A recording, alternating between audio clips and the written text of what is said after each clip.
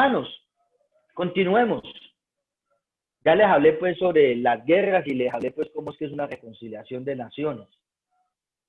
Continuemos, dice, no es de vuestras pasiones las cuales combaten en vuestros miembros.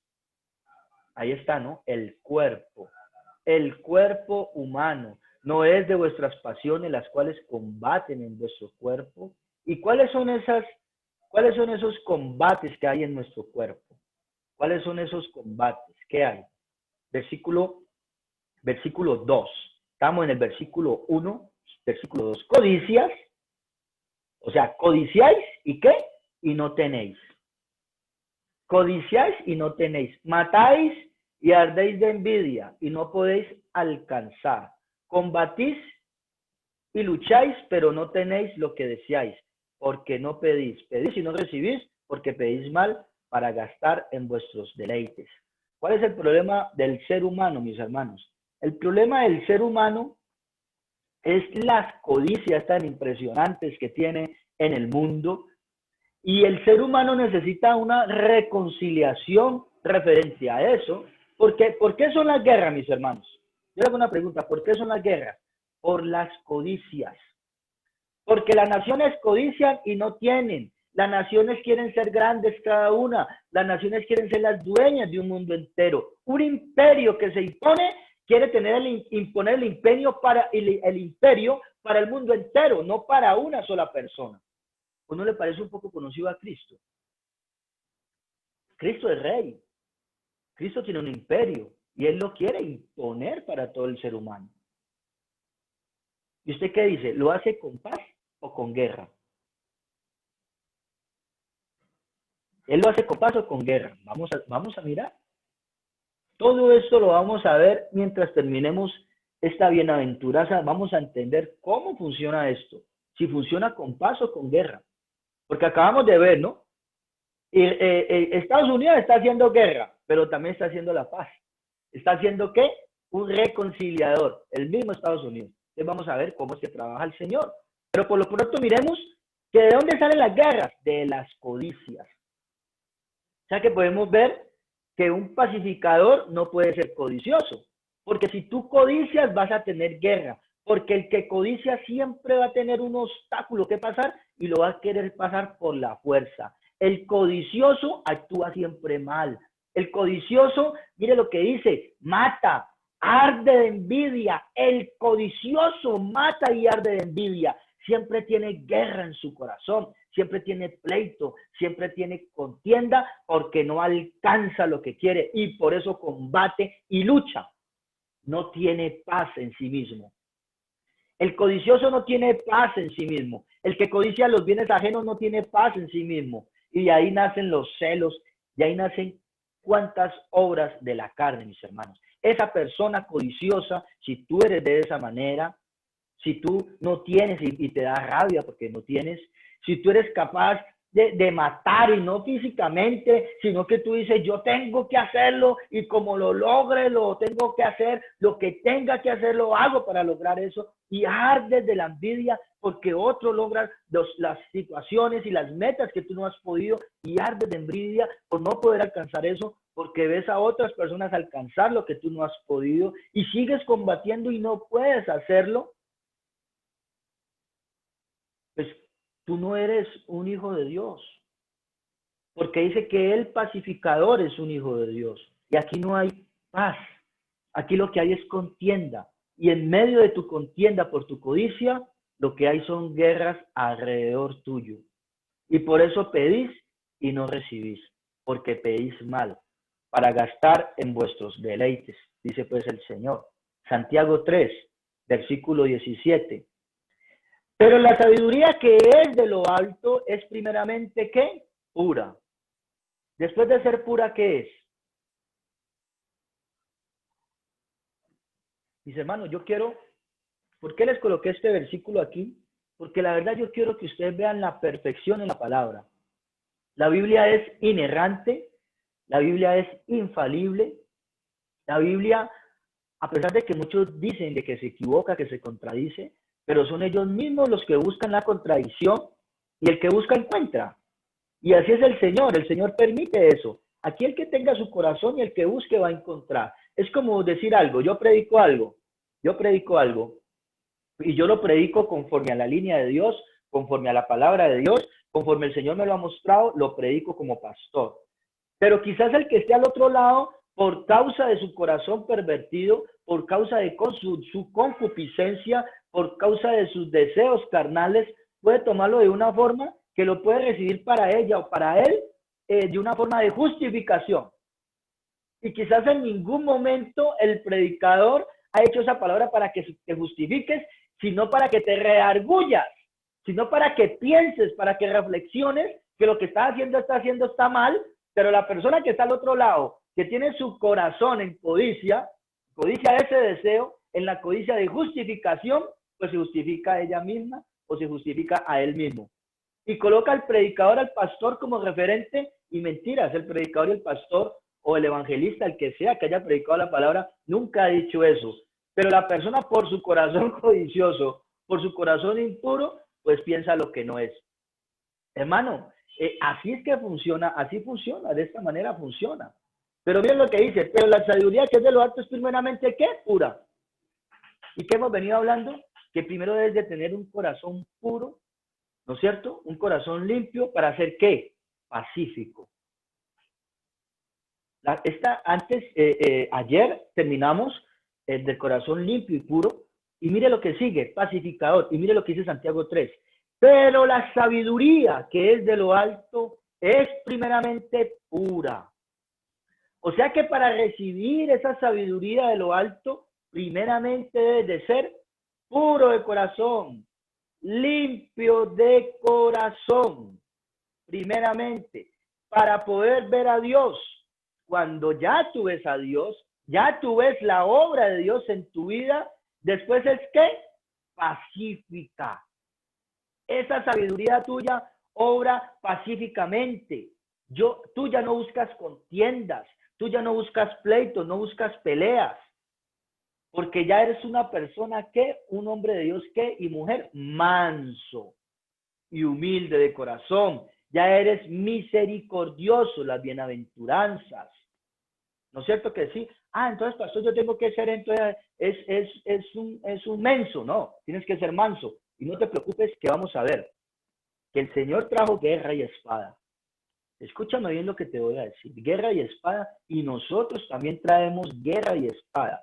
Pero somos, ¿qué? Pacificadores. ¿Y por qué sabemos reconocer eso? Las dos diferencias.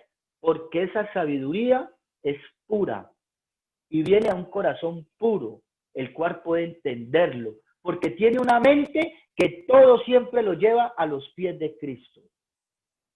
Es pacífica, es amable, es benigna, es llena de misericordia y de buenos frutos, sin incertidumbre ni hipocresía. Es un hombre de Dios, es un hombre y una mujer bienaventurada, la cual tiene sabiduría, la cual esa sabiduría le llega de lo alto, del maná del cielo, dice el Señor. Dice que los antiguos comieron el maná, pero ahorita ustedes me comen a mí, que soy la palabra viva encarnada. Uy, pero este Señor, ¿cómo dice? Dijeron los fariseos, que vamos a comer de sus carnes, está loco, nosotros no somos caníbales, pero no entendían que Él es el verbo, que es la palabra hecha carne, la cual hoy estamos predicando. Aquí estamos comiendo de Cristo, aquí tenemos la sabiduría de lo alto de Él, tenemos el maná del cielo, en donde sabemos que primeramente esa sabiduría es pura. Debe estar en un corazón puro, en un corazón contrito y humillado. En un corazón de piedra no puede estar la sabiduría del cielo, porque en un corazón de piedra no hay paz. En un corazón de piedra no hay paz. A pesar de la situación que tenga en su vida, a pesar de que haya alcanzado sus metas, no tiene paz. Porque el Señor dijo, Juan 14, la paz os dejo, mi paz os doy. Juan capítulo 14, versículo 27. Mi paz os dejo, mi paz os doy. Yo no os la doy como el mundo la da. No se turbe vuestro corazón, ni tenga miedo. ¿Qué es lo que pasa con las personas del mundo? ¿Qué es lo que pasa con el sistema del mundo? Que a pesar de que logren sus metas, no tienen esta paz.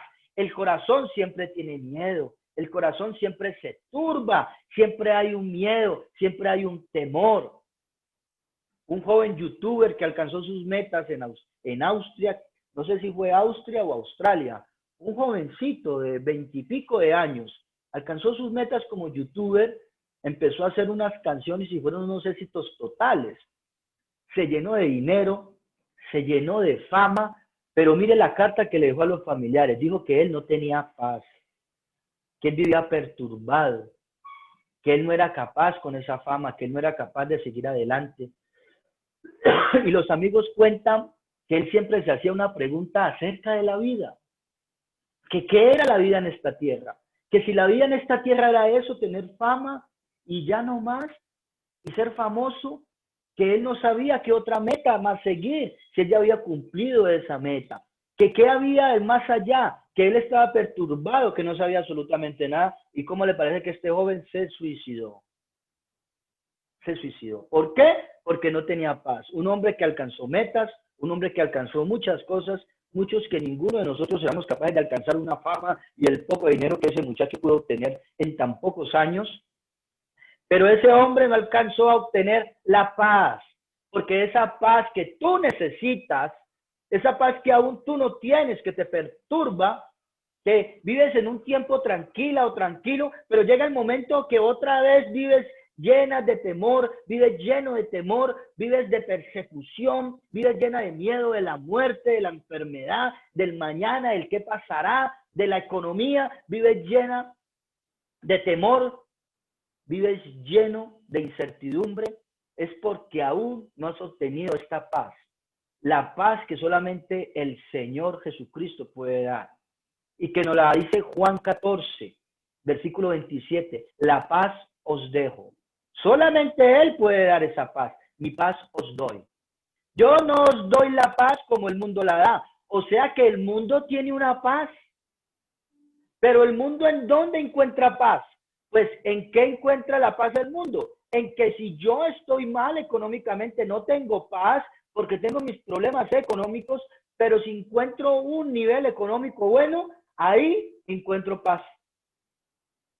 Pero el mundo siempre va a tener que buscar la paz en las cosas del mundo. Y el del mundo siempre va a tener sus problemas. ¿Por qué? Con referente a la paz. ¿Por qué? Gálatas capítulo 5, versículo 19 al versículo 21. Ahora bien, las obras de la carne son evidentes. ¿En quiénes? En los del mundo. ¿En quiénes? En los que viven en este siglo, en los que pertenecen al sistema, en los que aún no han recibido esta paz. ¿Cuáles son las obras que tienen ellos? Inmoralidad, impureza, sensualidad, idolatría, hechicería. Recalque la que está allí. Enemistades. Imagínese usted, enemistades. ¿Qué significa eso? Que no hay paz. Siempre tiene ¿qué? Pleitos. ¿Qué más tiene? Celos. ¿Qué más tiene esta persona del mundo? Enojos. ¿Qué más tiene, mis hermanos? Rivalidades. Continúe. Disensiones. En esas palabras usted no encuentra paz. Ni la paz del mundo está allí. Porque si usted tiene enemistad con alguien, pues usted no tiene paz. Porque dice la Biblia, buscar la paz con todos. No tiene paz. Esa paz no es una persona pacificadora, porque siempre busca las enemistades. No es una persona pacificadora porque busca los pleitos. Siempre están los celos. No es persona pacificadora. ¿Por qué? Porque tiene enojos. Ay, pastor, sí, todas son para las cosas del mundo, ¿verdad? No me diga. Vamos a tener que analizar muy bien todas estas cosas y no se preocupe que vamos a tener tiempo la próxima semana. Vamos a analizar con lupa rivalidades, disensiones, enojos. Quiero que se quede con esa palabra enojos. Gálatas 5 dice, del 19 al 21, que esto es una obra de la carne. enojos. Y no se preocupe que la vamos a analizar bien. Yo ya tengo toda la enseñanza lista. La paz os dejo, mi paz os doy. Yo no la doy como el mundo la da. No se turbe vuestro corazón ni tenga miedo. Pues, ¿cómo le parece que esta paz es a pesar de cualquier cosa?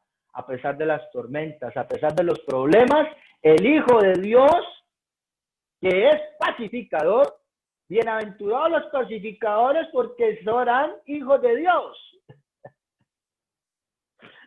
Eres hijo de Dios cuando eres pacificador, cuando tienes la paz del Señor.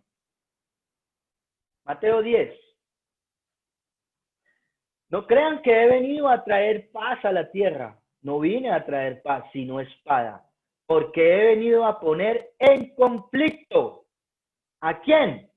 Al hombre. ¿Contra quién? Contra su padre. A la hija contra su madre. A la nuera contra su suegra. Los enemigos de cada cual serán los de su propia familia. Oiga, tremendo, ¿no, pastor? ¿Y cómo así que usted nos está hablando de paz, pero dice que el mismo Señor vino a traer todo eso? ¿Cómo le parece que es que esto se desprende de Colosenses 1?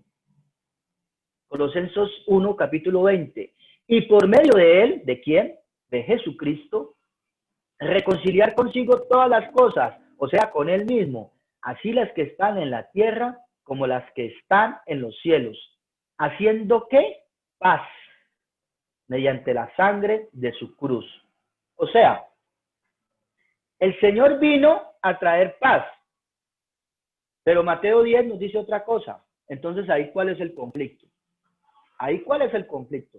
Ahí es el conflicto de entender los parámetros de un hijo de Dios, la obra del Hijo de Dios que el Señor hace en nosotros y las obras que nosotros debemos de hacer, siendo mansos y humildes, siendo misericordiosos y teniendo todos los frutos del Espíritu Santo. ¿Cómo funcionaría esto? Cuando el Señor vino a reconciliar, ¿él contra quién tuvo pleito? Contra el mundo.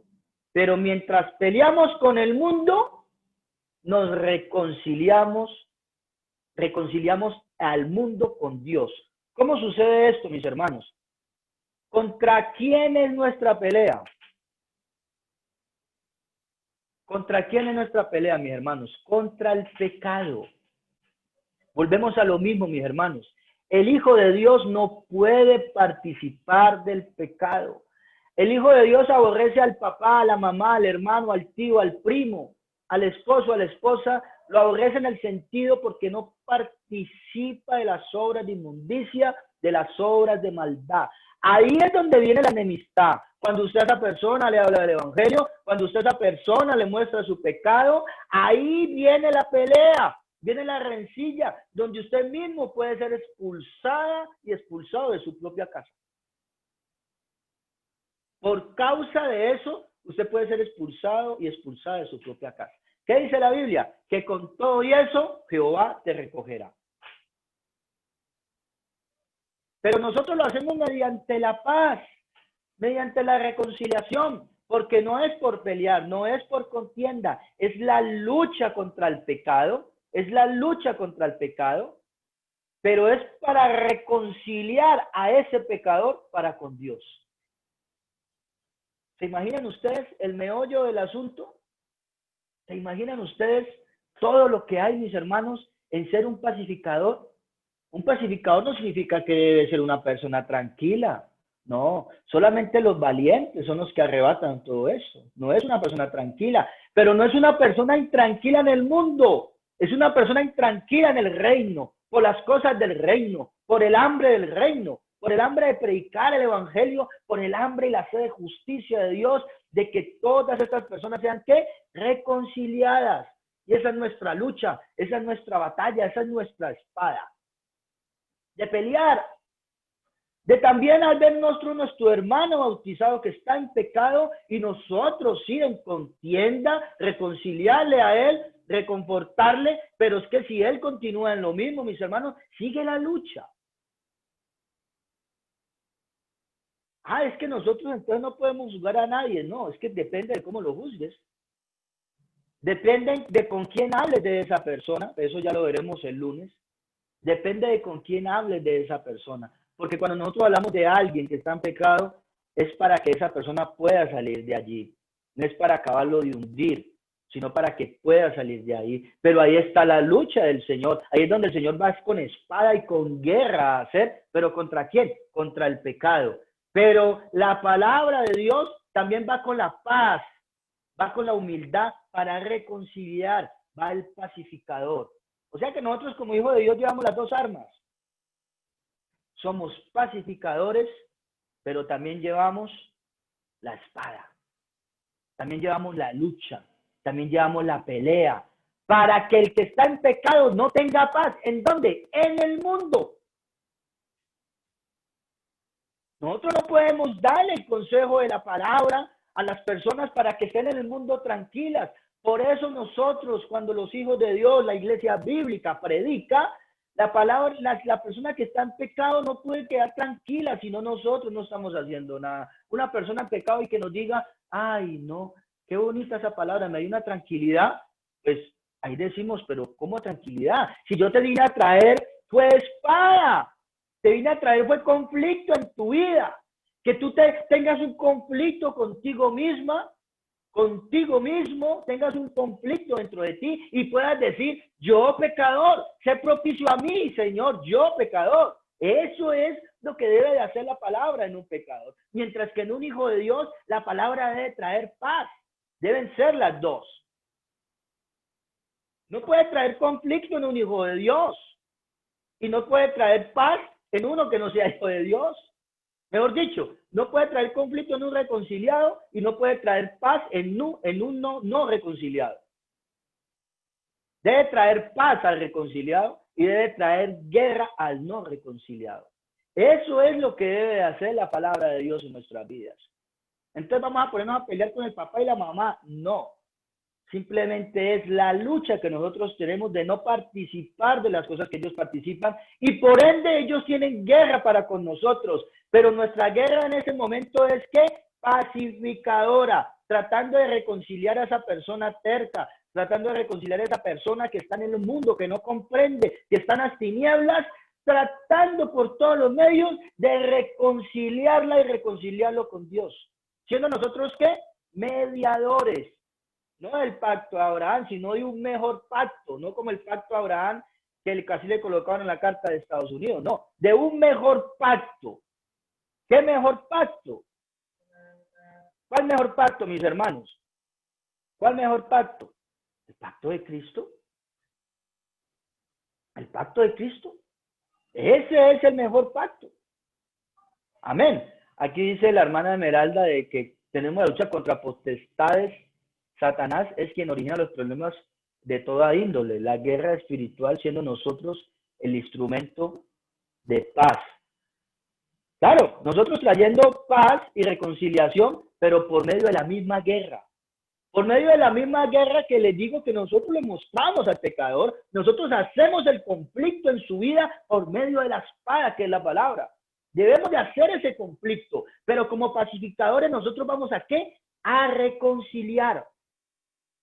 Vuelvo y les explico, no podemos darle paz a esas personas, es que no podemos si no se nos está haciendo el trabajo. Una persona en pecado y usted le predica y le da paz, no puede hacer, a no ser de que la paz sea el arrepentimiento que lleva a la persona, ahí sí, pero una persona que usted le predica, sigue en pecado y siente paz, hay un problema. No se arrepiente de su pecado, hay un problema. Porque qué mensaje, qué prédica le está dando usted, qué palabra le está llevando usted. Porque la palabra de Dios es guerra, es espíritu, es espada. Porque la lucha es contra Satanás y sus huestes de maldad.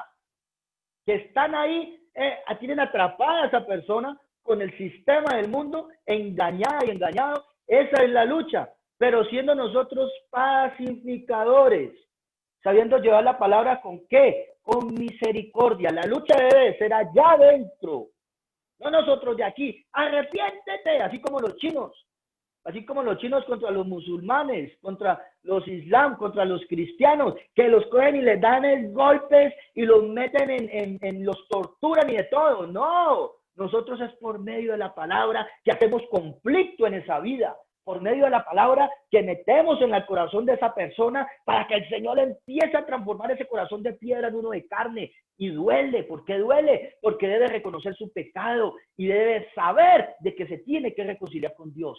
Ahí es la lucha. Ahí es la lucha. Pero el Hijo de Dios no tiene lucha en ese sentido. Vamos a mirar la próxima semana a ver si el Hijo de Dios no tiene lucha en ese sentido. Hay muchas cosas que nosotros debemos de cambiar en nuestras vidas, mis hermanos. Para eso es la palabra de Dios, para continuar caminando con el Señor. Pero les digo, la gran diferencia ¿cuál es?